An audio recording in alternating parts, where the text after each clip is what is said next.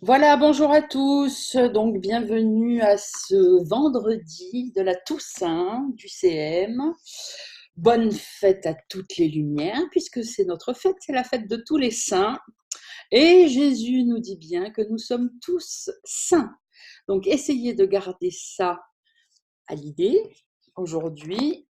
Et en plus, ben voilà, le chapitre 22, c'est quoi le titre? Le salut et la relation sainte. Eh bien, c'est parfait. Allez, c'est parti, on démarre. Introduction. Prends pitié de toi qui fus esclave si longtemps.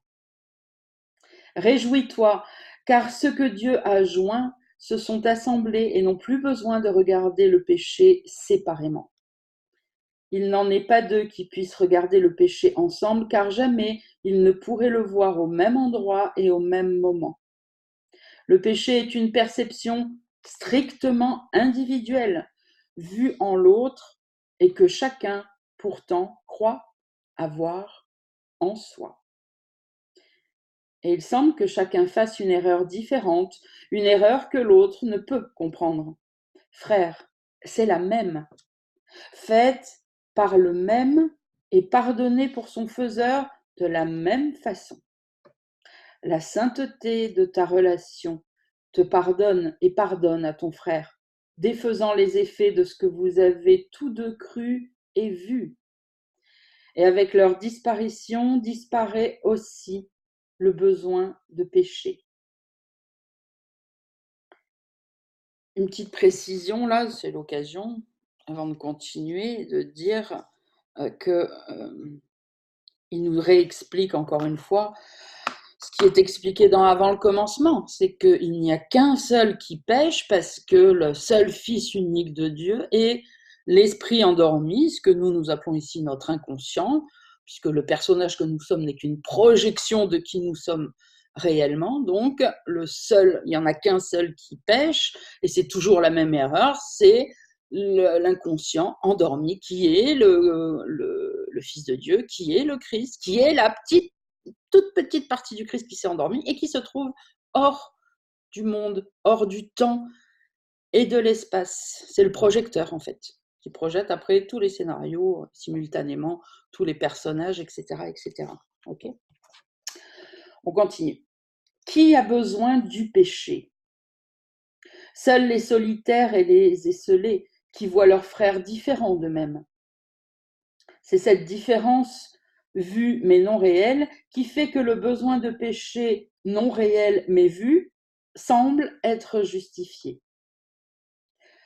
Tout cela serait réel si le péché l'était, car une relation non sainte est basée sur les différences, où chacun pense que l'autre a ce qu'il n'a pas. On peut stabiloter cette phrase importante, il faut essayer de comprendre ce concept.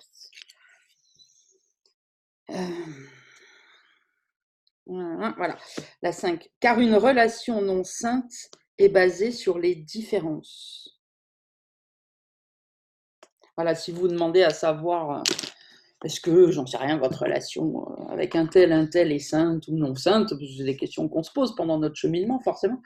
Une relation non sainte est une relation basée sur les différences. Tant qu'on voit quelqu'un d'autre comme différent de nous, eh bien, c'est une relation non sainte. C'est une relation particulière. Et oui, la particularité, c'est ça, c'est la différence. Et Sandrine, Oui, oui, c'est Brigitte, juste 2 secondes, parce que là, du coup, ça remet en question un truc vraiment important, c'est tout ce concept de complémentarité, ah oui, ah oui, je partage avec lui, mais bon, et c'est mon complément. Et je me rendais pas compte à quel point, en fait, c'est vicieux ce truc, et c'est plein de séparations, et ça déclare le manque en moi et le manque en l'autre. ah oui, bah, de toute façon, la relation, bah, dis donc, c'est bien. Enfin, dis donc, enfin, j'ai envie de dire plutôt, là, tu l'avais pas compris, bon, bah, super, si tu l'as compris maintenant. Non, mais voilà, c'est normal, ça monte au fur et à mesure. Moi, ça me faisait pareil. Il y a des fois des trucs, je me disais, putain, mais que t'es con. Ça fait des années que c'est là, que tu le répètes, en plus tu n'avais même pas compris le fond. Bon. Mais oui, pour revenir à ce que je voulais dire, c'est ça, la relation particulière amoureuse, c'est bien ce que le monde nous met en avant. Il faut chercher notre moitié qui nous complète et ensemble on fait un, mais c'est faux. Oui, mais ce truc de complémentarité, ça a l'air tellement innocent, ça a l'air tellement Ah plein bah, d'amour, mais en fait, c'est pouf, la guillotine là, ah bah qui nous ouais, sépare bien en deux. Ah ouais, ouais, ah bah oui, non, mais c'est merci. tout sauf innocent. Ah bah, de toute façon, l'ego, son kiff, c'est de montrer patte blanche, hein. Mm. C'est ça l'ego spirituel aussi, dans lequel tout le monde tombe au début, hein. Personne n'y déroge, hein, de toute façon, quand on commence une voie spirituelle, parce qu'il faut de la compréhension pour se décoller, voir que c'est de l'ego spirituel et en sortir. Mais c'est ça, c'est que ça a l'air d'être des beaux concepts. Et oui, parce que l'ego, en gros, il dit bah, vous voulez de la spiritualité? Ok, je vais t'en donner, pas de problème, t'inquiète, moi je m'adapte, moi. C'est ça que tu veux? Ouais, vas-y, tiens. Voilà. Mais bien sûr, et c'est vraiment comme dans la fable enfantine, je sais plus c'était quoi, je crois que c'est dans Les Trois Petits Cochons, enfin, je sais plus, un truc comme ça. Je me souviens de mon enfance, quoi, ou dans La Chèvre du Monsieur Seguin, peut-être, je sais plus. Où le loup montre patte blanche, où il trempe dans la farine pour se faire passer pour un agneau. Mais en fait, c'est ça, l'ego, il vient pas, comme je l'ai dit plein de fois, mais c'est vrai que ça fait longtemps que je l'ai pas dit, donc je vais le redire. Et vous croyez que l'ego se trouve seulement là où il est flagrant, mais bien sûr que non. C'est là où il est flagrant, vous le trouvez de temps en temps, mais c'est partout là où il n'est pas flagrant qu'il faut le voir. Et c'est ça le problème, et c'est ça que les gens ne remettent pas en question, en fait. C'est sûr que voilà, Hitler, encore une fois, pour citer que lui, ou Mussolini, ou qui vous voulez, on se dit ah bah oui, c'est l'ego. Mais par contre, j'en sais rien moi, un religieux, tiens, la religion catholique, un religieux qui s'est tapé des gamins pendant tout son, j'allais dire, bon bref, tout le temps où il était prêtre, jusqu'à ce que ça soit découvert, parce qu'il faisait un machin truc, on se dit ah non, il est saint. Mais non. Et après, on le découvre après. Faut pas se fier aux apparences. L'ego est partout. De toute façon, ce monde est irréel et ce n'est que nos projections.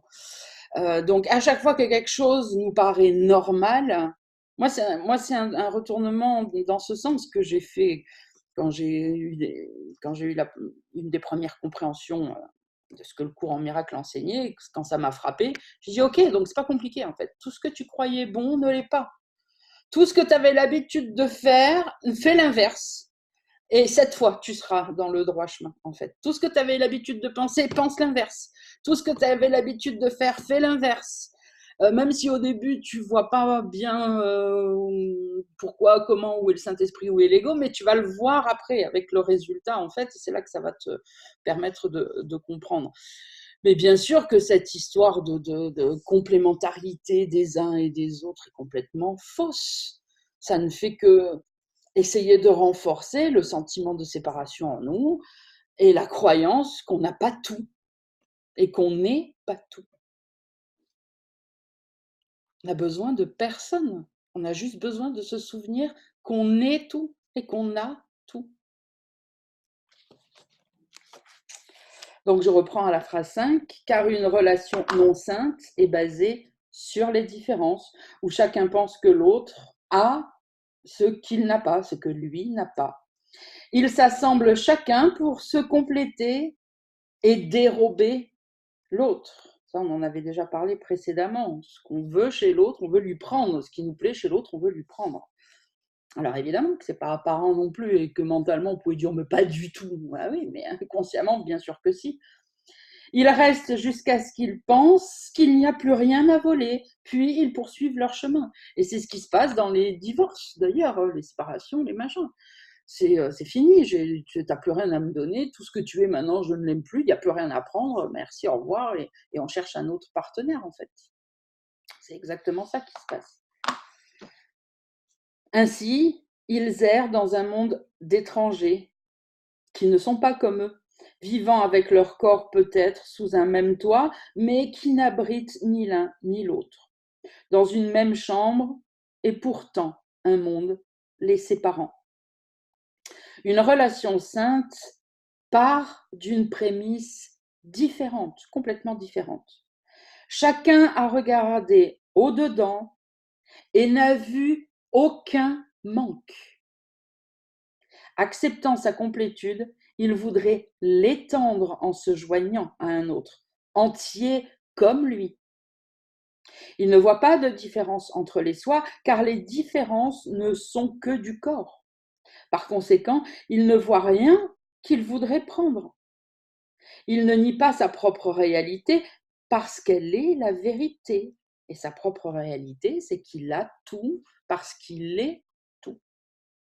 Il se tient juste au-dessous du ciel, mais assez proche pour ne pas retourner sur terre, car cette relation a la sainteté du ciel. Une relation qui ressemble tant au ciel peut-elle être bien loin de chez elle? Pense à ce qu'une relation sainte peut enseigner. Ici, la croyance dans les différences est défaite. Ici, la foi dans les différences est tournée vers l'identique. Et ici, la vue des différences est transformée en vision. La raison peut maintenant vous conduire, toi et ton frère, à la conclusion logique de votre union. Elle doit s'étendre comme tu l'as fait quand tu t'es joint à lui. Elle doit aller au-delà d'elle-même, comme tu es allé au-delà du corps, pour que toi et ton frère soyez joints. Et maintenant, l'identité que tu as vue s'étend et finalement enlève tout sens des différences, de sorte que l'identité sous-jacente à elles toutes devient apparente. Voilà le cercle d'or où tu reconnais le Fils de Dieu. Car ce qui est né dans une relation sainte ne peut jamais prendre fin. Des questions?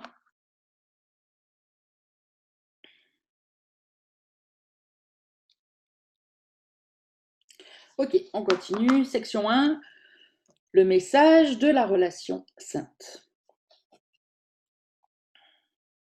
Laisse la raison faire un autre pas. Si tu attaques celui que Dieu voudrait guérir et que tu es celui qu'il aime, alors toi et ton Créateur avaient une volonté différente.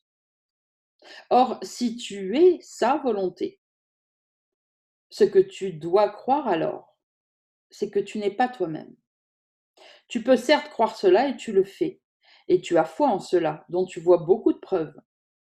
Et d'où, te demandes-tu, vient ton étrange malaise, ton sentiment d'être déconnecté et cette peur qui te hante du manque de signification en toi-même? C'est comme si tu étais entré sans le moindre plan, sauf pour en ressortir, car cela seul semble certain. Or, nous avons entendu plus tôt une description très ressemblante, mais ce n'était pas de toi. Quand même, cette idée étrange décrite avec tant d'exactitude, tu penses que c'est toi. La raison te dirait que le monde que tu vois par des yeux qui ne sont pas les tiens ne peut pas avoir de sens pour toi. À qui une telle vue pourrait-elle envoyer ces messages? Sûrement pas à toi, dont la vue est entièrement indépendante des yeux qui regardent le monde. Si ce n'est pas ta vision, alors que peut-elle te montrer?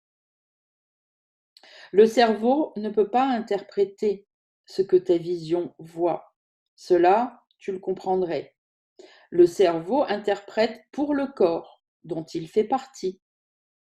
Mais ce qu'il dit, tu ne peux pas le comprendre.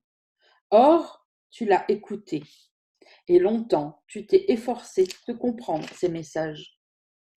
Et tu ne t'es pas rendu compte qu'il est impossible de comprendre ce qui manque entièrement de t'atteindre. Et tu n'as reçu aucun message que tu comprends, car tu as écouté ce qui ne peut jamais communiquer. Pense donc à ce qui se passe. Niant ce que tu es et croyant fermement que tu es autre chose, cette autre chose que tu as faite pour être toi devient ta vue. Or, ce doit être l'autre chose qui voit et qui, n'étant pas toi, t'explique sa vue. Là, il est juste en train de nous dire que ce qu'on appelle nos yeux sont les yeux de l'ego. Là, c'est très clair. C'est-à-dire qu'essayer de l'imaginer comme ça, peut-être que ça peut aider. C'est pas nos yeux. C'est le corps, c'est à l'ego, et les yeux, ce sont les yeux de l'ego. Et on voit ce que lui voit, ce que lui veut voir plutôt, ce que lui hallucine, puisque de toute façon, il ne voit pas, c'est pas là en fait. C'est-à-dire qu'on voit son imagination folle, débordante et irréelle quand on regarde le monde en ayant perdu, en ayant oublié qui on est, je veux dire. Voilà. Et c'est 90% de notre temps, hein. Voilà, même si il y a plein de moments de plus en plus maintenant où on essaye de. Voilà, mais justement, on essaye, on fait un effort, on pardonne, on machin pour rétablir ça. Mais naturellement, sans faire cet effort, on voit avec les yeux de l'ego. C'est ça qu'il est en train de nous dire, hein, rien de plus. Hein. D'ailleurs, je relis cette phrase qui est géniale. Niant ce que tu es et croyant fermement que tu es autre chose, cette autre chose que tu as faite pour être toi devient ta vue. Or, ce doit être l'autre chose, du coup, qui voit et qui, n'étant pas toi, t'explique sa vue avec son cerveau. À lui, nous, on n'est pas le corps. C'est pour ça qu'à chaque fois qu'on dit oui, mais moi je pense que, ouais, mais j'ai réfléchi, je sais plus, il y a un truc que vous dites souvent que, à chaque fois je vous dis, oh, ça vous devez vous méfier, c'est j'ai pensé que, enfin bon, je sais plus, ça me revient plus là, mais c'est, non, c'est les yeux. Je me suis dit, Ah oui, je me suis j'ai dit, dit, ouais, c'est ça. C'est la phrase, celle-là, qui est bien pour aveu. Bah alors, moi, à l'époque, quand je m'en suis rendu compte aussi, c'était le truc. Et alors, je le disais 1000 fois par jour, évidemment. Je me suis dit que, ah oui, alors ça, je me suis dit que, là, tu peux être sûr que c'est sûrement pas le Saint-Esprit qui est en train de t'envoyer des informations. Voilà. Donc, il est en train de nous dire ça, quoi. Donc, ce doit être l'autre chose qui voit, et n'étant pas toi, te dit que tu vois ça, te dit que tu penses ça, te dit que, t'explique que, et toi, tu dis je me dis que, et je pense que. Voilà. Parce qu'on est identifié à ce moment-là à qui on n'est pas. Ta vision, bien sûr, rendrait cela tout à fait non nécessaire. Mais si tu as les yeux fermés et si tu as fait appel à cette chose pour te conduire, lui demandant de t'expliquer le monde qu'elle voit, tu n'as aucune raison de ne pas écouter, ni de soupçonner que ce qu'elle te dit n'est pas vrai. La raison pourtant te dirait que ce ne peut pas être vrai, parce que tu ne le comprends pas. Dieu n'a pas de secret. Il ne te conduit pas à travers un monde de misère, attendant pour te dire, à la fin du voyage, pourquoi il t'a fait cela. Qu'est-ce qui pourrait être caché à la volonté de Dieu? Tu crois pourtant que tu as des secrets. Que pourraient être tes secrets, sinon une autre volonté qui t'est propre à part de la sienne? Et la raison te dirait que cela n'est pas un secret qu'il ait besoin de cacher comme un péché, mais une erreur, certes. Ne laisse pas ta peur du péché le protéger de la correction, car l'attraction de la culpabilité n'est que de la peur. Alors là, en gros, pour tout le monde, mais évidemment, là, il y a Marc qui m'est venu en tête, puisque en ce moment, c'est un peu récurrent, mais pour tout le monde, hein, de toute façon. Et c'est pour ça que des fois, vous avez du mal quand je viens vous dire ah regarde t'as dit ça, t'as écrit ça, t'as machin, t'as truc, et il y a des fois ça part en cacahuète parce que vous croyez que c'est réel. C'est ça en fait, il vient de nous l'expliquer d'une autre manière qui est géniale.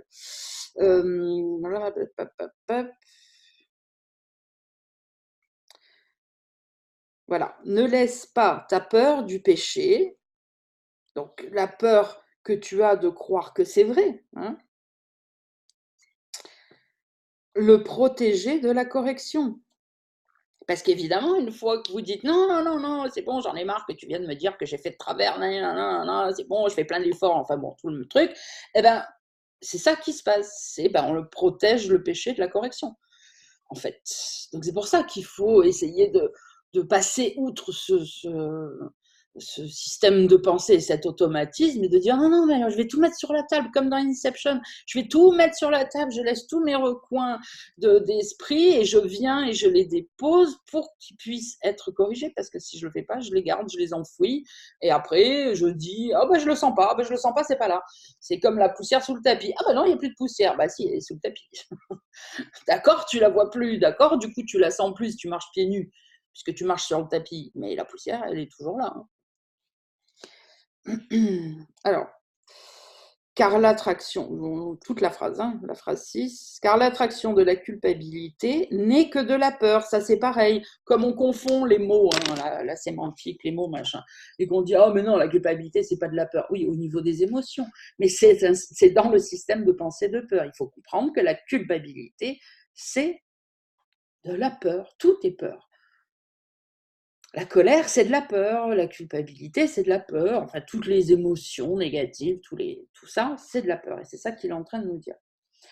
Donc ne laisse pas ta peur du péché le protéger de la correction, car l'attraction de la culpabilité n'est que de la peur. Voilà la seule émotion que tu es faite, la peur, quoi qu'elle puisse sembler être. C'est l'émotion du secret, des pensées privées et du corps. L'homme, la totale. C'est cette seule émotion, pardon, c'est cette seule émotion qui s'oppose à l'amour et qui conduit toujours à la vue de différence et à la perte de l'identique. C'est cette seule émotion, la peur, qui s'oppose à l'amour et qui conduit toujours à la vue de différence et à la perte, donc, de l'identique. Forcément, si on voit des différences, les choses ne sont plus les mêmes. C'est cette seule émotion qui te garde aveugle et dépendant du soi avec un petit S que tu penses avoir fait pour te conduire à travers le monde qu'il a fait pour toi, ce petit soi. Ta vue t'a été donnée avec tout ce que tu peux comprendre. Tu ne percevras aucune difficulté à comprendre ce que cette vision te dit, car chacun voit uniquement ce qu'il pense être. Et ce que ta vue te montre, tu le comprendras parce que c'est la vérité. Seule ta vision peut te transmettre ce que tu peux voir. Elle t'atteint directement, sans qu'il ait besoin de l'interpréter pour toi. Ce qui a besoin d'interprétation doit être étranger, et jamais cela ne sera rendu compréhensible par un interprète que tu ne peux pas comprendre. Alors, je précise une chose, puisqu'en le lisant, en plus en faisant des pauses, je m'aperçois que ça peut porter à confusion. C'est souvent écrit comme ça, hein, dans le cours en miracle, il y a des phrases, on a l'impression que ce sont des affirmations, et du coup on se dit, mais attends, là il vient de dire un truc différent de la phrase d'après. C'est pas une affirmation, c'est que par moment, il est en train de nous expliquer ce que nous on croit, et après il nous explique quelle est la vérité. Là par exemple, quand on dit seule ta vision peut te transmettre ce que tu peux voir, si, et d'ailleurs regardez, c'est magique, on va voir un autre truc. Si quelqu'un qui ne comprend rien au cours en miracle, machin, sort cette phrase de ce contexte, comme font les journalistes, en disant voilà ce que le cours en miracle affirme, pas du tout. C'est à l'envers de ce qu'il veut dire. Parce que c'est pas du tout une affirmation, on est juste là dans ce paragraphe, dans ces quelques lignes, il est juste en train d'expliquer ce que nous on croit. Hein, pour l'instant, toi tu crois que seule la vision. Non, avant. Ce que tu as vu te montre, tu le comprendras. Non, mais avant, parce qu'en plus, il y a un mauvais exemple. Je recommence. Seule ta vision peut te transmettre ce que tu peux voir, ça c'est bon. Ta vue t'a été donnée avec tout ce que tu peux comprendre. Là, on parle de la vue et pas de la vision. Tu ne percevras aucune difficulté à comprendre ce que cette vision te dit, car chacun voit uniquement ce qu'il pense être. Et ce que ta vue te montre, tu le comprendras parce que c'est la vérité, entre parenthèses, pour toi. Là, il est en train de reprendre ce que nous, on imagine. OK ? Mais en fait, voilà, c'est parce qu'on ne peut pas tout le temps mettre des mais et des donc et des pourquoi, ce que je fais oralement pour expliquer le cours, parce que sinon ce serait trop lourd en fait. Mais seule ta vision peut te transmettre ce que tu peux voir. Et la vision n'est pas des yeux, c'est la vision intérieure. Et c'est pour ça qu'après il nous dit, et ça n'a pas besoin d'interprétation, puisque ce n'est pas étranger à nous. En fait, on le comprend. Alors que les yeux, on a besoin que quelqu'un nous explique ce que l'on voit. La vision, c'est ça en fait la certitude du Saint-Esprit. Hein, on en parlera aussi plus en détail quand on fera notre week-end d'éveil sur comment apprendre à communiquer avec le Saint-Esprit. C'est ça la fameuse certitude joyeuse quand elle vient, parce qu'il n'y a pas besoin d'expliquer. D'ailleurs, même quand on doit l'expliquer, bah, il faut des mots, c'est plus compliqué, il faut choisir les mots. Bah, c'est une certitude, c'est un truc qu'on sait. Si j'allais dire c'est dans nos cellules, mais c'est une expression, parce qu'évidemment, voilà, c'est gravé dans c'est notre ADN, le vrai, celui de notre pur esprit. On le comprend. Il n'y a pas besoin que quelqu'un vienne nous expliquer c'est quoi ça, maman. C'est un avion, ma chérie. Voilà, ça, c'est une interprétation. Il faut qu'on nous explique c'est quoi. Si l'avion était vrai, quand on est enfant, on n'aurait pas besoin de demander maman, c'est quoi le machin qui passe dans le ciel? Parce que ce qui est en nous, c'est ce qu'est la vérité. Il n'y a pas besoin qu'on vienne nous expliquer. Et d'ailleurs, même dans le monde, tu vois, quelqu'un pourrait dire ah, mais c'est un avion. Mais non, c'est un ULM, t'as rien compris. Et puis le gamin, il est là, bon, décidez-vous, c'est quoi? Et puis alors, suivant qui t'explique les trucs, en plus, bah, tu peux mal commencer dans la vie pour certains trucs. Évidemment, pas sur les objets, hein, mais sur qu'est-ce que sont les gens, à quoi servent les choses, c'est quoi la politique, c'est quoi, enfin, tous ces trucs abstraits, en fait. Ce qui est la vérité, on le sait, on n'a pas besoin qu'on nous l'explique. C'est ancré en nous, on le comprend. Et on ne peut même pas mettre de mots dessus puisque les mots sont des symboles de symboles et que quand on doit faire l'effort de mettre des mots, c'est compliqué. Il faut réfléchir, il faut chercher, il faut du temps, il faut choisir le bon mot, etc. Mais la réalité, on la connaît. Quand on fait une expérience d'éveil, on le sait. Après, on galère à l'expliquer, mais on le sait ce que c'est. Et c'est inexplicable avec des mots. C'est impossible à expliquer à ce monde qui ne comprend rien et qui est d'ordre de la séparation, en fait. Ok, donc c'est ça là qu'il est en train d'essayer de nous transmettre là-dedans.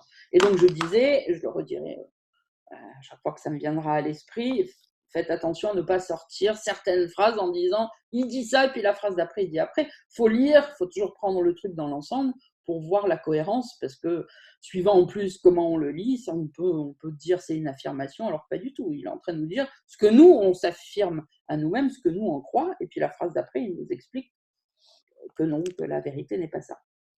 Ok, on continue. Bon, je sais pas si c'est bien. Excuse-moi. Oui. J'ai juste pas compris parce que pour la première phrase du paragraphe et la deuxième, il a l'air de dire que la vue et la vision c'est la même chose parce que. Ben non, c'est ce que je viens de t'expliquer. Ouais, je sais, mais justement je comprends pas l'enchaînement des deux premières phrases du coup. Ce qui dit ta vue t'a été donnée avec tout ce que tu peux comprendre. Tu ne percevras aucune difficulté à comprendre ce que cette vision te dit.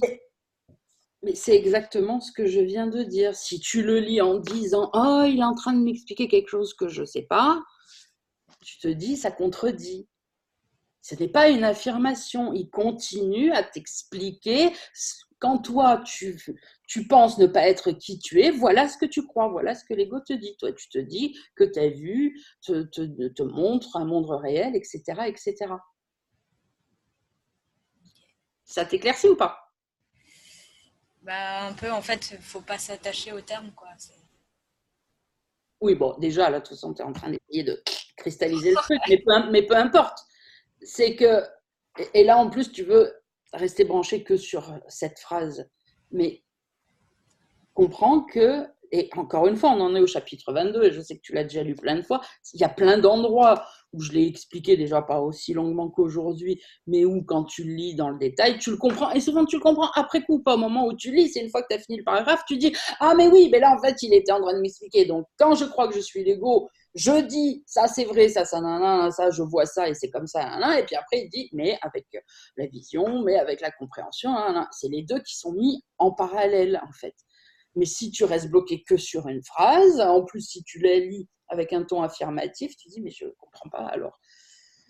Voilà, c'est vraiment toujours dans l'ensemble. C'est pour ça qu'il ne faut jamais sortir des phrases du contexte ou même des fois certains paragraphes du contexte dans le cours en miracle si on n'a pas compris l'ensemble, parce que le cours en miracle est écrit d'une manière holographique. Tout se retrouve dans tout et surtout, Jésus met toujours en parallèle le vrai et le faux, côte à côte. Il n'y a que comme ça qu'on peut voir la différence. Comme on le dit à chaque fois, quand on est enfermé dans le système de pensée illusoire, on n'y voit que du feu. Ça a l'air d'avoir une logique. C'est quand d'un seul coup, on nous montre la réalité à côté que là, on se dit, ah oui, effectivement, voilà, c'est comme, regardez, je vais vous donner un exemple, c'est comme les pubs pour les lessives qui font ça, mais on peut le faire à la maison. S'il y en a un qui n'est pas d'accord, ça nous arrive à tous hein, de ne pas être d'accord sur les couleurs qu'on voit, pour peu qu'il y en ait qui soient un peu daltoniens et tout. Il va dire, ah, mais ça c'est blanc, hein, mais non, moi je dirais plutôt que c'est blanc cassé, machin, ou ça c'est jaune, peu importe. Ben, tu prends un autre blanc à côté, ah oui, t'as raison. Ah oui, ah, ça c'est vraiment blanc. Ah oui, effectivement, ça c'était pas blanc. Voilà. Tu peux pas le voir que si tu regardes un truc. Faut qu'il y ait les deux côte à côte. Et pour les phrases, c'est pareil. Voilà. Parce qu'au départ, parce que si j'en sais rien, si je te montre, qu'est-ce que j'ai un truc qui est pas très blanc euh, ici. Bon, je sais pas, Non, mais j'ai j'ai pas compris. là sous la main, mais ça aurait été bien de faire un truc visuel. Mais voilà, on peut discuter pendant 15 ans, si on est 15 dans la pièce, à se dire non, mais ça, c'est pas vraiment blanc, le blanc, c'est pas comme ça, ou c'est pas gris souris, c'est gris machin truc. Puis après, quand tu mets un autre en disant oui, non, mais ça, voilà, c'est blanc vraiment. Et quand tu vois le contraste, tu dis ah oui, ben voilà, ça, c'était blanc, ou ça, c'est effectivement, c'était gris souris, celui-là, il était trop clair ou trop foncé. C'est tout. Donc, le cours en miracle ne peut se comprendre que comme ça en parallèle. Et d'ailleurs, à chaque fois que dans le passé, il y a des gens qui venaient des fois, surtout sur YouTube, dans les lectures que je fais, dire ah, mais cette phrase, qu'est-ce qu'il dit en l'interprétant, évidemment, avec l'ego, puisqu'ils ne savent pas à ce moment-là. À chaque fois, le seul moyen de leur montrer, c'était d'aller, quand je pouvais, parce que des fois, quand c'est une phrase, hein, je ne connais pas le courant miracle par cœur, mais quand je savais où c'était, d'aller rechercher, de lire le paragraphe en entier, de leur coller les phrases avant et après qu'ils avaient bien coupé. Je vous dis, c'est comme les journalistes, comme les paparazzis, comme machin, pour mettre tout le truc entier, et à côté de ça, je pouvais mettre mon explication, et là, si la personne voulait vraiment comprendre, il y avait une chance pour qu'elle comprenne. Mais une phrase sortie du contexte, tu peux lui faire dire ce que tu veux, en fait. Voilà. Donc, il faut faire attention, même nous, quand on lit le cours en miracle, et vous vous souviendrez de l'histoire du blanc et du blanc beige, c'est soit vous regardez les deux côte à côte pour comprendre, sinon, en plus, même si vous avez la bonne volonté de ne pas remettre en question la vérité, d'accord, vous ne le remettrez pas en question, mais vous n'allez pas comprendre. Vous allez dire, je ne comprends rien à ce qui est écrit là. Voilà. Et d'ailleurs, à chaque fois que quelqu'un vient me dire, même dans le groupe, je ne comprends pas, tu es tranquille, à chaque fois, je lui dis, mais lis le paragraphe en entier ou marque-moi plus. Et cette personne, à partir de ce moment-là, quand elle vient me lire tout le truc au complet, elle n'a plus de questions. Elle dit, ah oui, ça y est, j'ai compris. Voilà, donc buter sur une phrase, c'est pas comme ça que ça se comprend, le cours en miracle. La vérité ne se comprend pas par morceaux, elle se comprend en entier. Ok ? Donc, refais-le, Ariane, parce que alors, surtout toi, c'est sûr que tu vas comprendre quand tu auras fini de faire une fixette là. Tu le reliras tout à l'heure et tu viendras demain et tu reviendras nous dire ah ben oui, j'ai vu ça, j'ai vu ça. Alors, j'en étais où donc, paragraphe 6, on continue. J'ai tout lu le 5, hein, je crois. Oui, c'est ça. Allez, 6. De tous les messages que tu as reçus sans les comprendre, seul ce cours est accessible à ta compréhension et peut être compris. Vous voyez que c'est pas du tout ce que nous dit notre tête quand on lit le cours en miracle pour la première fois, hein, loin de là. Hein. Tout le monde, c'est pareil, c'est oh putain, mais il faut bac plus 14, je vais jamais y arriver, mais je comprends rien, ça veut rien dire, machin. Et pourtant, il nous dit de tous les messages que tu as reçus sans les comprendre, seul ce cours est accessible à ta compréhension et peut être compris. C'est ton langage. Et si tu ne le comprends pas encore, c'est seulement parce que toute ta communication est comme celle d'un bébé. Ah, on recommence, on revient à la maternelle, comme dimanche dernier. Eh oui. Sandrine, Qu'est-ce qu'il y a? c'est Solène. Ah oui, Est-ce que tu peux nous expliquer ce que c'est que la compréhension? pourquoi? Parce que il parle de la différence entre la vue des yeux du corps et la vision du Saint-Esprit. Et j'ai l'impression que dans la compréhension, il y a quelque chose aussi de ce type. Je ne sais pas si c'est connaissance et savoir, mais tu sais, le truc qu'en fait, on n'arrive pas à comprendre, donc on cherche pour trouver la réponse. Et puis le truc qu'on sait. Oh, regarde, exemple tout simple. Quand tu as découvert le courant miracle, tu ne l'as pas compris, mais par contre, il y avait un truc au fond qui disait « Ah, c'est ça ». Et ben voilà, c'est la réponse à ta question. Et pourtant, on cherche à comprendre le cours. Tu cherches à comprendre. Je cherche à comprendre, c'est vrai. Je prends ma Parce responsabilité. que là, on tombe pile poil sur ton sujet favori, la C'est ça. psychanalyse. Voilà, donc la différence, elle est là. Et je suis sûre que dans ce qu'on va continuer à lire, ça va être bien expliqué. Mais la différence, c'est ça. Tous ceux qui accrochent avec le courant miracle, ce n'est sûrement pas parce qu'ils ont compris. Sinon, personne ne lirait ce livre.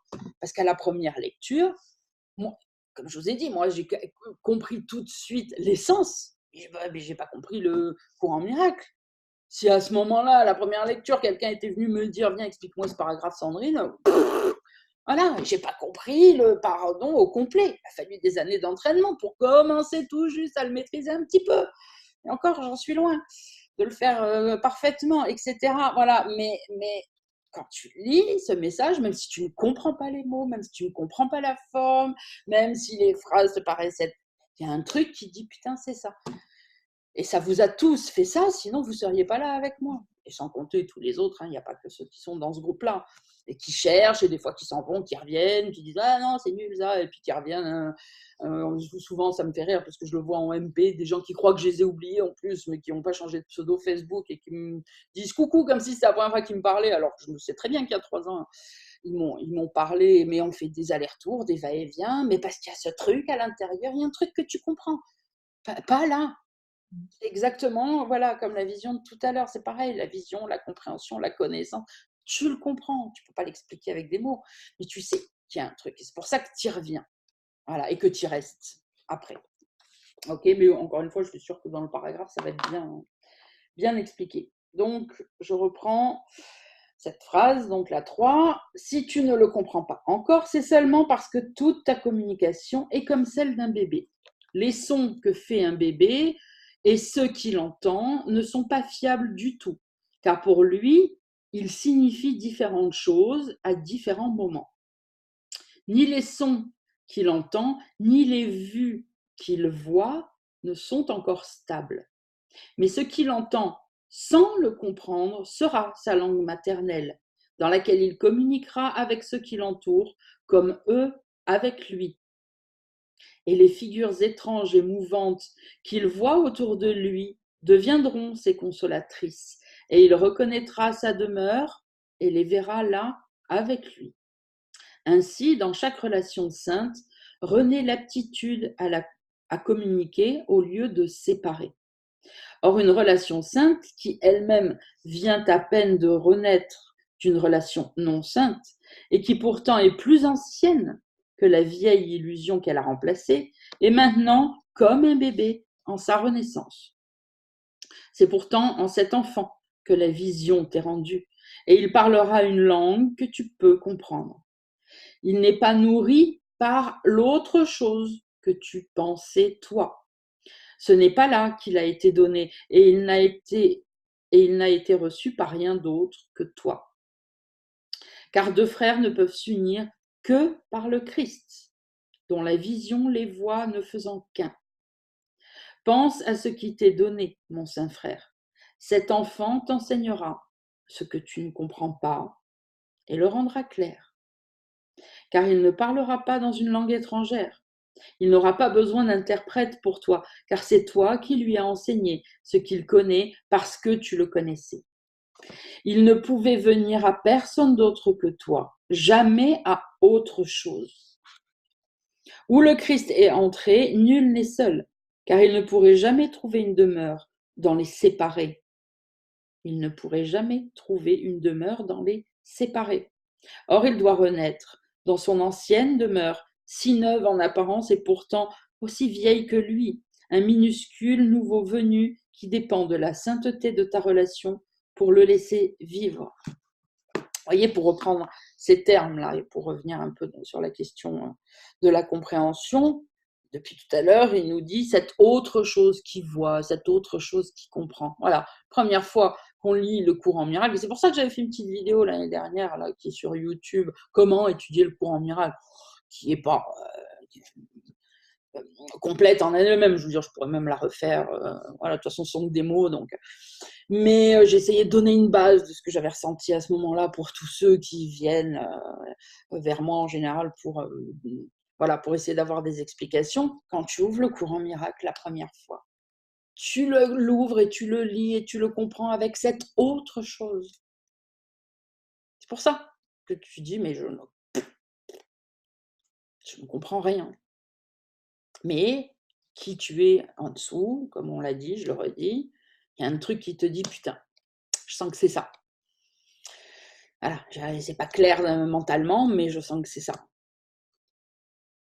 Et comme quand on étudie vraiment le courant miracle, c'est-à-dire qu'on étudie pas les textes, mais qu'on étudie la pratique du pardon pour pouvoir pratiquer de mieux en mieux, tous les jours, un peu plus, on défait l'ego, puisque pardonner, c'est le moyen de défaire cette autre chose. Et donc plus on pratique, plus on peut revenir à lire le courant miracle et dire: «Putain, j'ai compris». Ah bah merde, bien, et puis en plus j'ai l'impression que c'est la première fois que je le lis, j'avais jamais lu ça avant. Et c'est pour ça que tous ceux qui ne veulent que lire le courant miracle et rester dans l'ego spirituel, et qui, comme beaucoup, je l'ai entendu, s'aperçoivent des fois au bout de des années: «Ah bon, le courant miracle, il parle de pardon? Oh ben j'avais jamais fait gaffe». Et pourtant, ils te disent qu'ils ont fait le livre d'exercices. Et en fait, quand je dis ils te disent, ils l'ont fait. Hein, je ne remets pas en question les gens qui disent ça. Ils ont fait le livre d'exercices plusieurs fois, peut-être. Ils ont lu le texte dans tous les sens. Hein. Enfin, dans tous les sens. Justement, dans tous les sens. Et peut-être jamais une fois dans le bon sens, d'ailleurs. Bon. Etc., etc. Tout. Ils ont été à des conférences, ils ont machin. Mais si tu ne mets pas en place le pardon, tu ne comprendras rien. Tu ne feras qu'interpréter de plus en plus avec l'ego, avec cette autre chose qui va commencer à te dire: c'est bon, ça fait 4 fois que tu l'as lu, maintenant tu as compris. Et puis tu vas expliquer aux autres qui se trompent, et puis ça veut dire ça et ça veut pas dire ça. Bref, c'est ce qu'on appelle de l'interprétation.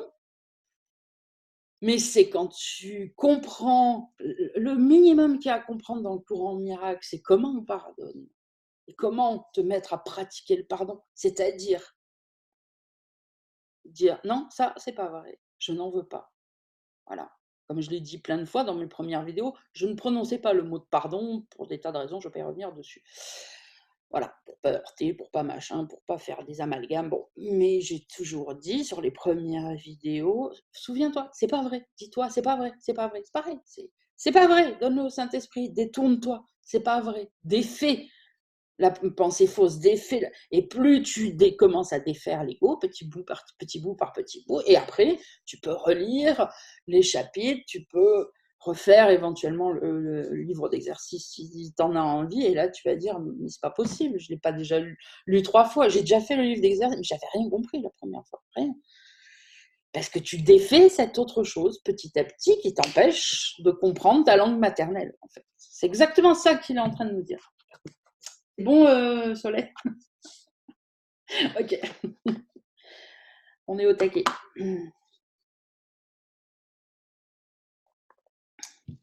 Allez, paragraphe 9, hein, c'est ça? Ouais. Sois certain que Dieu n'a pas confié son Fils à l'indigne. Rien que ce qui fait partie de lui, rien que ce qui fait partie de lui, de ce qui fait partie de lui, bon bref, rien que ce qui fait partie de lui est digne. Ah oui, rien de ce qui fait partie de lui est digne d'être joint. Il n'est pas possible non plus que quoi que ce soit ne faisant pas partie de lui puisse se joindre. La communication doit avoir été rendue à ceux qui se joignent, car ils ne pourraient pas faire cela par des corps. Qu'est-ce donc qui les a joints? La raison te dira qu'ils ont dû se voir l'un l'autre par une vision qui n'est pas du corps, et communiquer dans une langue que le corps ne parle pas.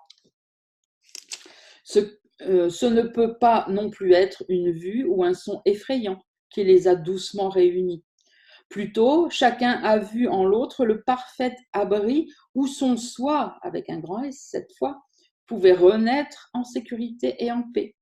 C'est ce que sa raison lui a dit et c'est ce qu'il a cru parce que c'était la vérité. Voilà la première perception directe que tu peux faire. Tu l'as fait par une prise de conscience plus vieille que la perception et qui pourtant renaît en un seul instant. Car qu'est-ce que le temps pour ce qui a toujours été? Pense à ce qu'a apporté cet instant. La reconnaissance que l'autre chose que tu pensais toi est une illusion. Et la vérité est venue instantanément pour te montrer où doit être ton soi. C'est le déni des illusions qui fait appel à la vérité, car nier les illusions, c'est reconnaître que la peur est insignifiante.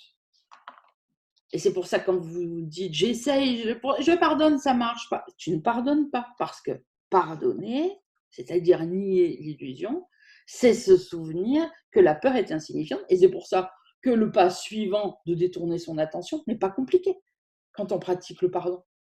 Parce que c'est toujours l'araignée. Ah non, elle est fausse. Ah bah c'est fini. Dans la seconde, c'est fini. Je m'intéresse plus à elle. Je repars faire ce que j'étais occupée à faire. C'est terminé. Donc, si cette étape n'arrive pas à être passée, c'est parce que le pardon n'a pas été fait. C'est parce qu'on essaye de faire abracadabra, je ne vais plus avoir peur, mais tout en disant j'ai peur, c'est vrai, abracadabra, c'est le Saint-Esprit. Non, c'est pas abracadabra. Le pardon, c'est se souvenir que c'est pas vrai. On tombe souvent dans la peur, dans l'ego, dans machin, parce que la journée elle va vite et qu'on oublie et qu'on est pris et que les habitudes, rien. Et puis, on se rend compte qu'on est dedans quand ça commence à faire mal. De toute façon, on a commencé à mettre le doigt, ça fait mal. Et au moment où ça fait mal, c'est le moment de dire ah, je me souviens que c'est pas vrai. Hop, allez, c'est fini. Donc, je pardonne, je donne au Saint-Esprit, donne-moi la vérité, blablabla. Mais c'est ça, pardonner. C'est se souvenir que ce n'est pas vrai. C'est pas réciter une formule magique, c'est pas réciter un pattern. Je vous salue et ça y est, sortez du confessionnal, monsieur, vous êtes pardonné, revenez la semaine prochaine. Non, c'est se souvenir.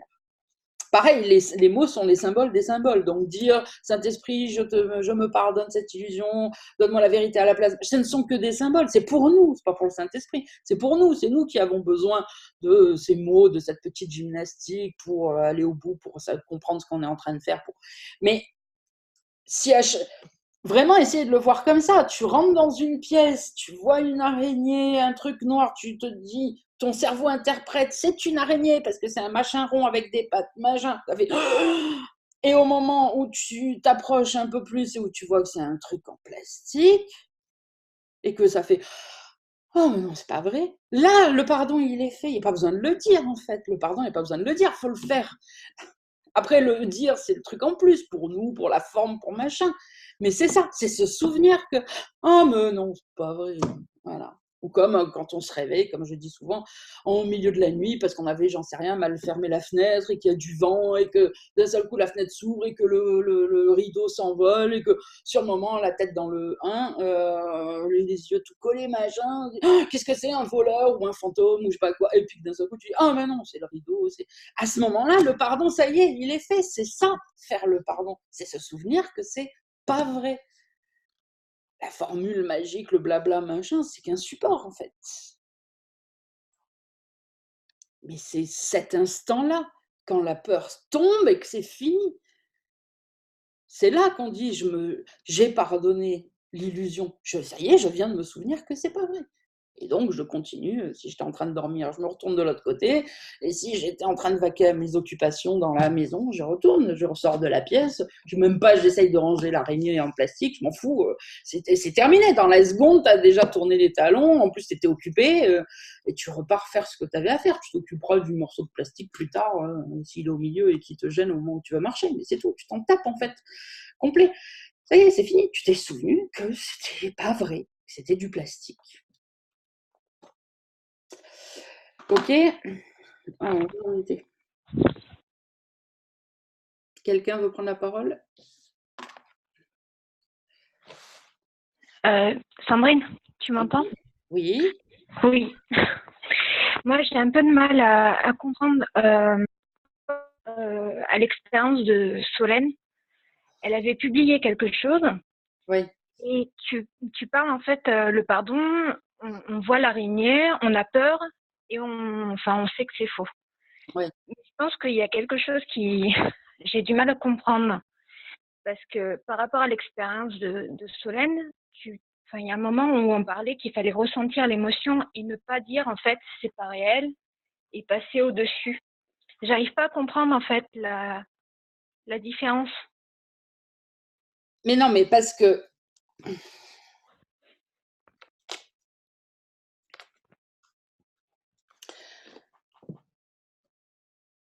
voilà, la différence, c'est ça. C'est je rentre dans la pièce, c'est ce que tout le monde fait tout le temps. Il y a une araignée, je flippe ma race des araignées et je ferme la porte et je me barre, sans me souvenir qu'elle est fausse, sans constater qu'elle est fausse.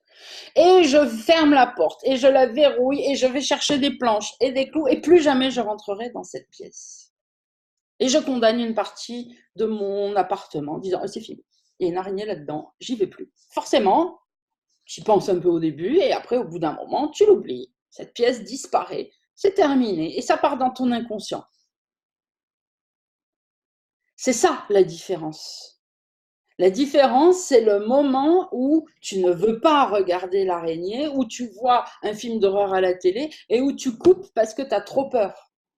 Tu ne coupes pas parce que tu t'es souvenu que c'était pas vrai, que tu as rigolé et que du coup tu t'en fous, tu n'as pas envie de regarder le film d'horreur. Toi, tu coupes parce que tu veux surtout pas voir ça. Tu fermes la porte parce que tu as peur que l'araignée te saute dessus, etc., etc. Et ça, c'est ce que fait le monde, tout en rigolant, en disant « Oh, c'est pas vrai ». C'est pour ça que je te dis, ce sont pas les mots qui comptent. En fait, là aussi, tu peux dire bah, « C'est pas vrai, allez, je me pardonne ». Tu te pardonnes rien du tout. Et après, tu dis « Non, mais ça va, moi je m'en fous, j'ai pas de problème avec les araignées ». J'ai pas peur des araignées. Bien sûr, tu t'es démerdé pour plus jamais rencontrer des araignées. Et après, tu te fais croire que bah, tu n'as pas peur des araignées. C'est juste parce que tu n'en croises pas que tu n'as pas peur des araignées, en fait. Donc, la différence, c'est ça, en fait. C'est pas détourner l'attention et se barrer d'une situation ou d'une pensée parce que tu la crois tellement moche, parce que tu l'as jugée tellement affreuse, tellement moche, que tu en as tellement peur, que tu veux faire l'autruche, mettre la tête dans le sable et dire il n'y a pas d'araignée dans le monde, il n'y a pas de voilà, il n'y a pas de méchant dans le monde, il n'y a pas le péché n'existe pas, c'est pas vrai. Alors qu'au fond, tu es en train de te dire putain pourvu que ça n'existe pas parce que j'en peux plus, je veux plus les voir, je veux plus les voir, je veux plus les voir. Tu comprends? Super, merci beaucoup. Allez, je t'en prie. Et merci pour ta question parce qu'à mon avis, c'était la question de beaucoup de personnes. Alors, je ne sais plus où j'en étais, j'avais vu tout, je ne sais plus. Au secours, quelqu'un. Ligne 7. Ligne 7, phrase 7, tu as certes raison. Ok, merci. Bon, je vais relire tout le paragraphe 11, ça sera mieux. Allez. Page 504, hein, c'est ça hein, oui, je suis vraiment le Christ vient à ce qui est pareil à lui, au même et non différent. Mais c'est sûr, c'est ça. Alors, ça y est, ça recommence comme l'autre fois. Ligne 7, paragraphe 10. Ligne 7. Merci. Oui, mais ligne 7 quoi, Franck? Merci, Didac. Paragraphe 10, paragraphe 10. Ah bah oui. Allez, c'est bon, on y retourne.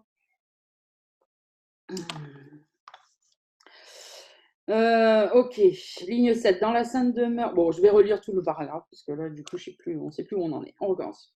Voilà la première perception directe que tu peux faire. Tu l'as fait par une prise de conscience plus vieille que la perception et qui pourtant renaît en un seul instant. Car qu'est-ce que le temps pour ce qui a toujours été? Qu'est-ce que le temps pour ce qui a toujours été?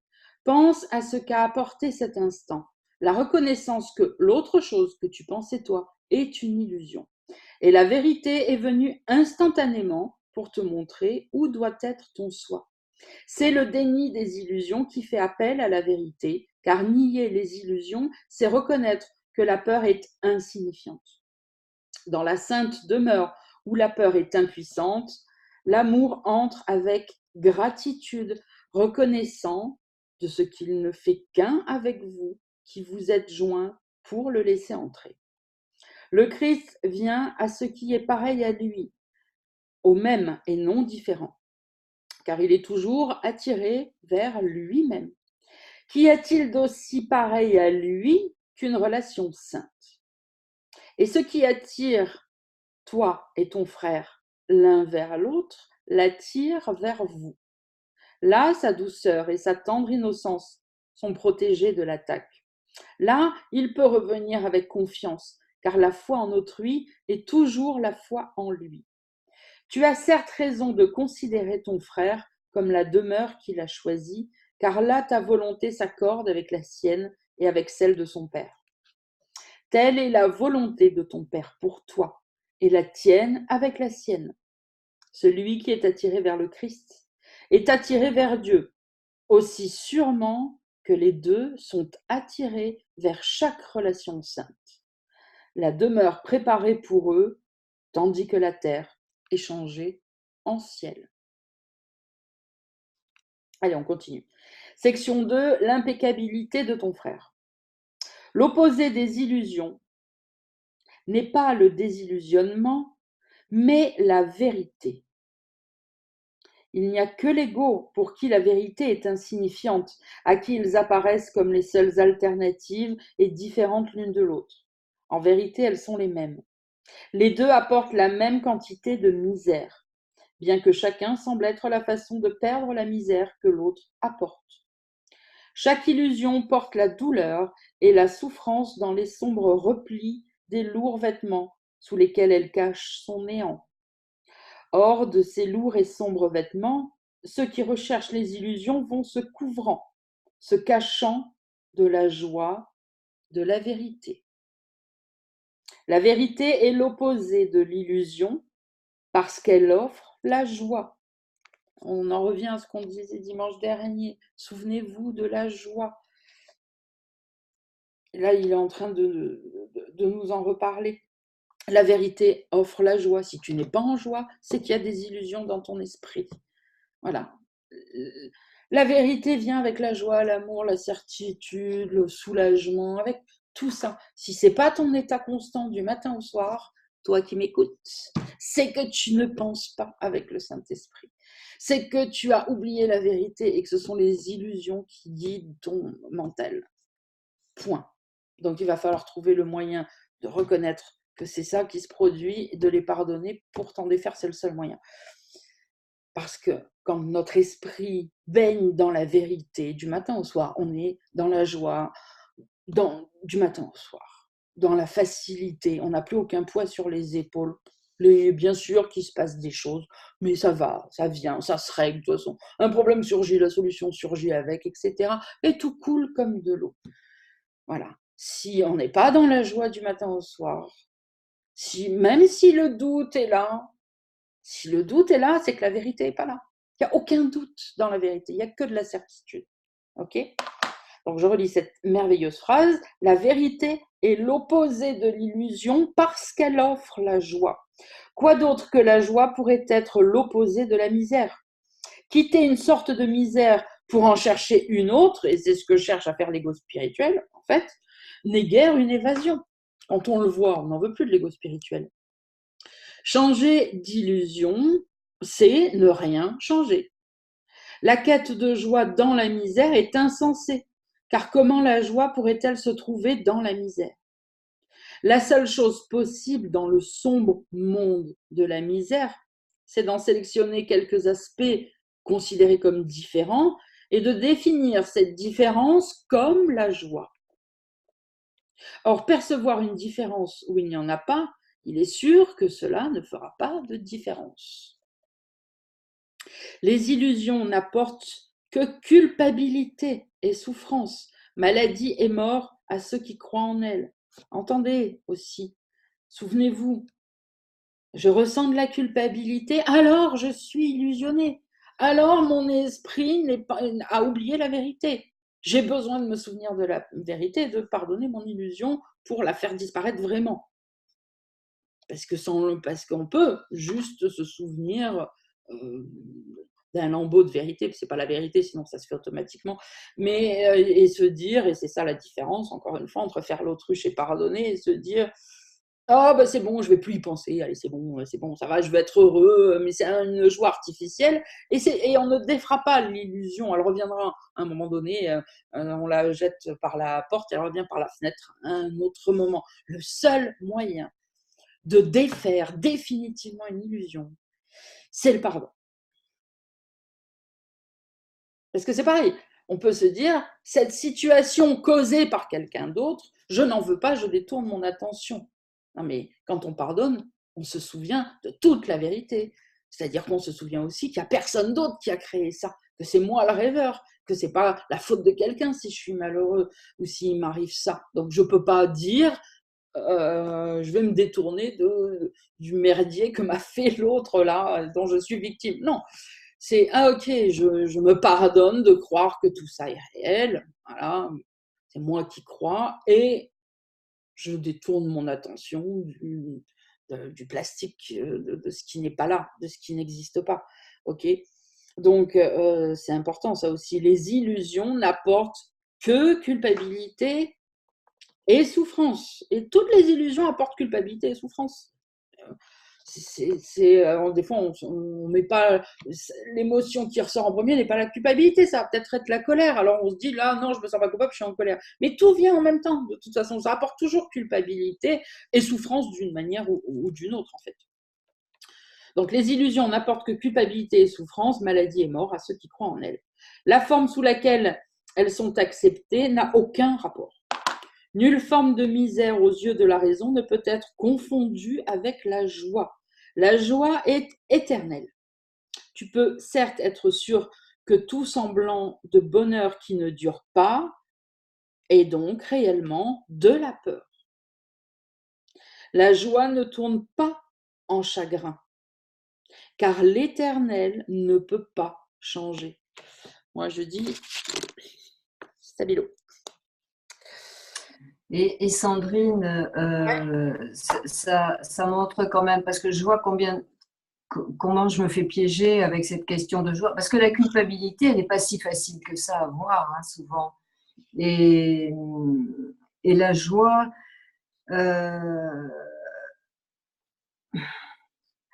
en fait, il faut chaque fois que je me pose la question du but. Il faut chaque fois que je me pose la question, je veux rendre service à un tel, attends, quel est mon but? Qu'est-ce que je cherche là-dedans? Cette pensée, qu'est-ce que je cherche là-dedans? Il y a que comme ça que je peux m'en sortir, parce autrement, il y a trop de choses qui m'échappent. C'est marrant l'exemple que tu prends quand même. Ouais, je prends un exemple, n'importe lequel. Bon, quand je cherche à rendre service à quelqu'un, c'est vraiment un truc tenace. Hein. Est-ce que tu pourrais envisager d'abandonner ça, cette façon? Carrément. Parce que là encore, mais voyons, je vais aller voir le but pour voir si de temps en temps je peux la garder. Est-ce que tu veux pas juste t'occuper de mes fesses. Hein? Voilà. Arrête de te poser en sauveur. Voilà, occupe-toi de ton esprit. Est-ce que tu peux essayer vraiment de te dire, c'est une décision que tu dois prendre toi avec toi, dire c'est fini ça. De toute façon, à chaque fois. Dire, quand je suis sollicitée, quand on vient de te solliciter, donc je dois me poser la question. Mais il n'y a personne qui vient te solliciter. Évidemment que c'est comme je dis à chaque fois, c'est au moment, alors que ça fait 6 mois que personne t'invite à bouffer, au moment où tu décides, dire non, cette semaine je me mets au régime, il y en a 4 qui veulent t'emmener faire une grillade au resto, machin. C'est comme ça que fonctionne l'illusion. Voilà. C'est pas compliqué, avant il y avait personne qui venait boire un coup avec toi, le jour où tu dis non, cette semaine je ne boirai pas une goutte d'alcool, paf, et champagne et machin et trucs. Donc là, évidemment que c'est ça qui va se produire. Donc c'est pour ça que je te dis, est-ce que tu veux bien, ne réponds pas à cette question tout de suite, hein, prends ton temps, mais est-ce que tu veux bien décider une bonne fois pour toutes d'arrêter de faire ça? À chaque fois qu'on l'a vu, tu as vu que c'était de la merdoune derrière. À chaque fois, il n'y a pas une fois où c'était bon. Alors, arrête de vouloir encore essayer de le garder un peu. Arrête de faire ça. Stop. Le Saint-Esprit aidera chaque personne quand elle ira lui demander. Ok, voilà, une réponse que tu peux faire peut-être, c'est demande au Saint-Esprit, ou verbalement quand c'est des personnes du groupe, ou dans ton esprit quand c'est quelqu'un qui n'est pas dans le courant miracle et tu ne vas pas lui répondre un truc comme ça. Mais surtout, d'abord, avant, de toute façon, si tu prends la décision d'arrêter, vraiment pour toutes les raisons qu'on vient de dire, et que tu peux continuer à explorer en toi tranquillement ce soir dans ton lit tranquille, les moyens de répondre te viendront avec. Et tu sauras exactement quoi faire et quoi dire. Voilà. Mais il faut d'abord avoir pris la décision au vu de tout ce que tu vois qu'elle n'est pas bonne. Occupe-toi de ton esprit. Laisse les autres et tu verras que Au début, ça va, je te dis, ça va, c'est sûr, hein, ça marche comme ça. Au début, il y a tout le monde qui va venir te demander des trucs alors que tu as décidé que tu voulais plus aider personne. Et puis, c'est juste un petit moment, c'est la tentation qui va venir te tenter encore plus. C'est ça. T'es sûr? Tu veux pas une cuillère de Nutella? T'es sûr? T'es au régime? T'es sûr? Tu veux pas une petite coupette de champagne? Oh, une coupette, allez. Est-ce que t'es sûr? Donc ça, c'est ça la tentation. Et après, une fois que tu auras vraiment dit non à plusieurs reprises, parce que c'est pas une fois, non, non, non, non, c'est fini. Ça va tomber, plus personne ne viendra rien te demander, cette tentation ne se présentera plus puisque tu auras dit un non ferme et définitif. Voilà. Ok. On continue, donc j'en étais là. La joie, voilà, la joie ne tourne pas en chagrin, car l'Éternel ne peut pas changer.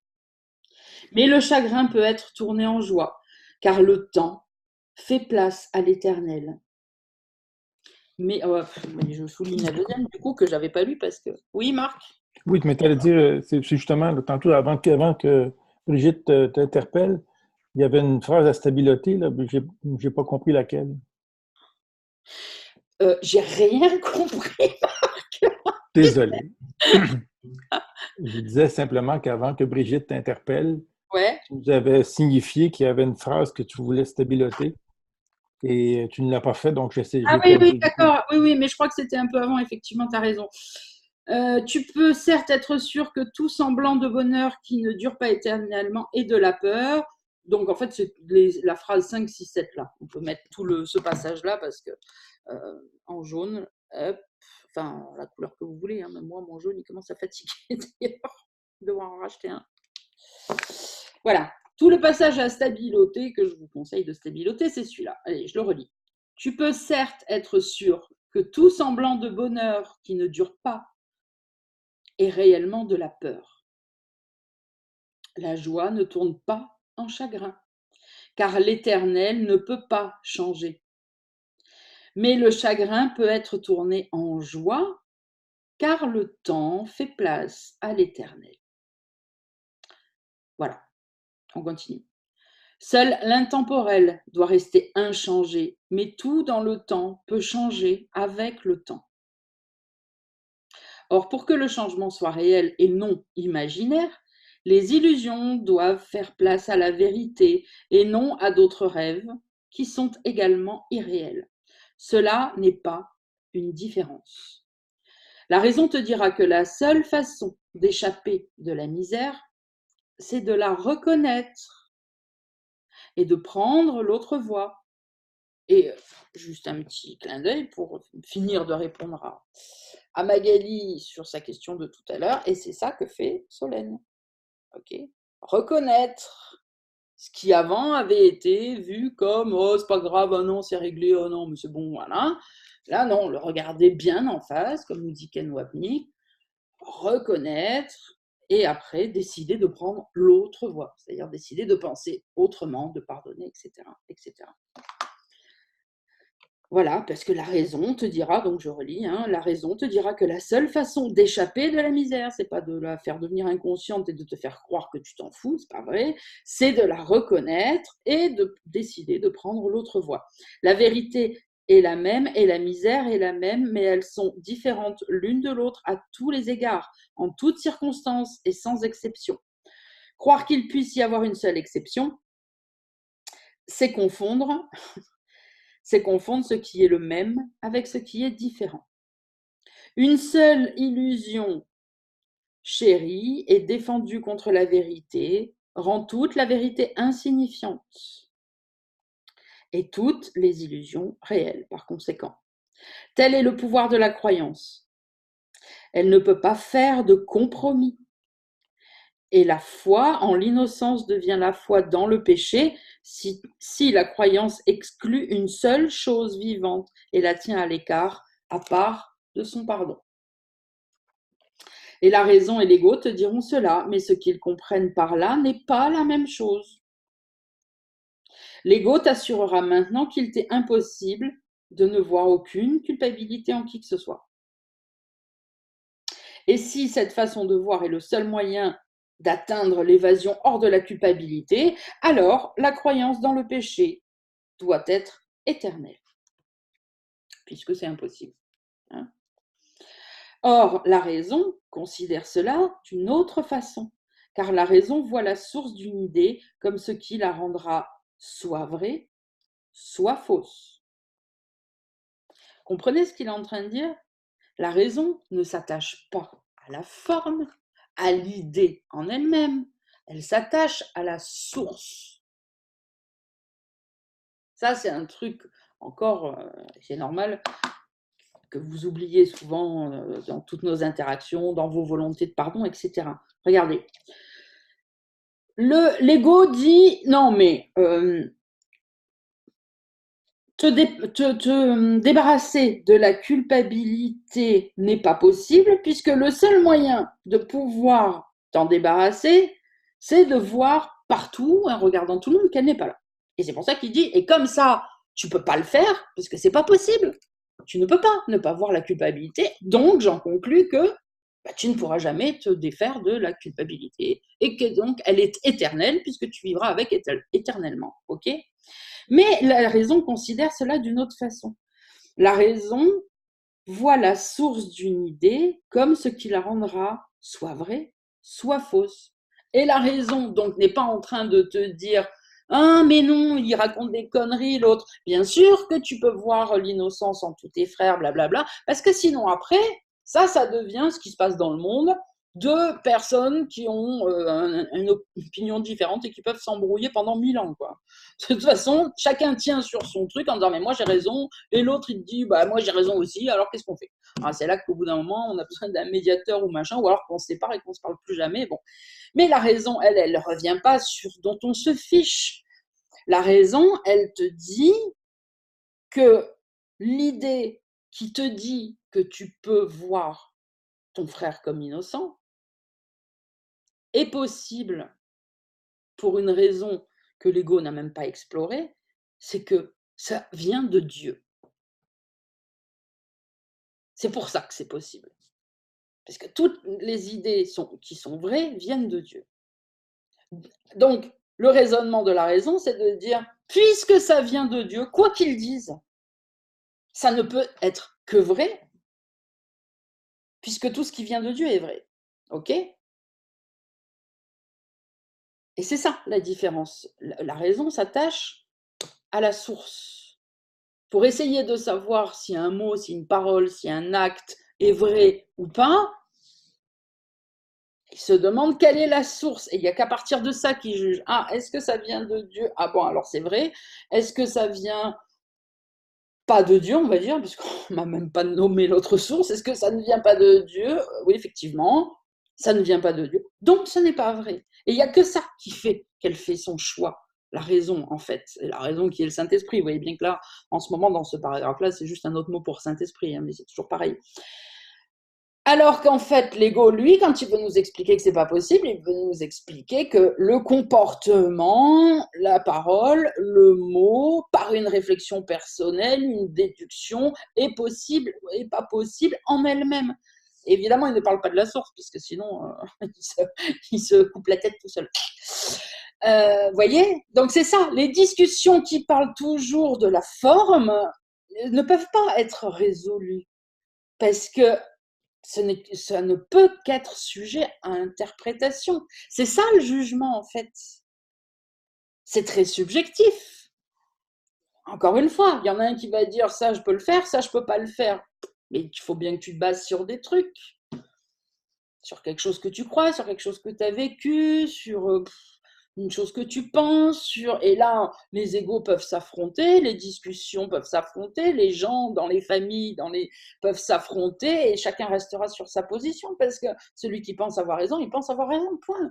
L'autre, il peut amener tous les arguments du monde, il dira, ouais, mais ça, c'est ton point de vue. De toute façon, souvent, c'est comme ça que ça finit, les embrouilles. Mais non, mais ça, c'est ton point de vue, moi, c'est pas le mien, point. Dans la politique et tout, ça finit toujours comme ça. Ah, mais ça, c'est vous qui dites que ça s'est passé comme ça. Hein. Moi, je ne suis pas d'accord, c'est pas mon point de vue. Et de discuter sur la forme n'amènerait à rien. Alors que si on se demande, bon, cette idée de base là sur laquelle on n'est pas d'accord, on a tous les deux envie d'interpréter d'une manière différente, elle vient de quelle source? Elle vient du monde ou elle vient de Dieu? Bon, bah, si elle vient du monde, alors elle est fausse, je ne veux même pas discuter là-dessus, on s'en fout en fait, c'est faux. Donc merci, au revoir, je le pardonne et basta. Vous comprenez, c'est ça qu'il est vraiment en train de nous dire là dans ce paragraphe. Donc je relis cette phrase. Or, la raison considère cela d'une autre façon, car la raison voit la source d'une idée comme ce qui la rend soit vraie, soit fausse. Et il doit en être ainsi si l'idée est comme sa source. Encore une fois, on revient aux idées ne quittent pas leur source. Hein, cette idée du courant miracle qu'on aime tant, et quand on s'y réfère, tout s'éclaircit. Il doit en être ainsi si l'idée est comme sa source. Par conséquent, dit la raison, si l'évasion hors de la culpabilité a été donnée au Saint-Esprit comme but, et par celui à qui rien de ce qu'il veut n'est impossible, Dieu, alors les moyens de l'atteindre sont plus que possibles. Ils doivent être là et tu dois les avoir. Point. Voilà ce que dit la raison. Ok, il faut apprendre à réfléchir comme ça, en fait. Quand vous essayez de dépatouiller des trucs dans votre tête, dans votre vie, c'est le seul moyen, en fait. Parce que sinon, c'est insoluble, en fait. Voilà, c'est d'où ça vient. D'où vient cette idée? Et si elle vient d'une source qui n'est pas fiable, il n'y a même pas besoin de discuter, savoir qui a raison, qui a tort, tout le monde a tort. Allez hop, c'est réglé. Au suivant.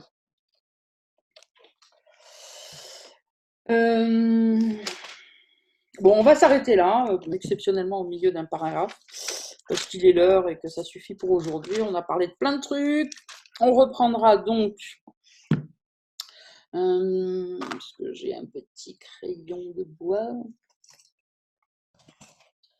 Bon, on s'en fout. Hop, petit coup de stabilo.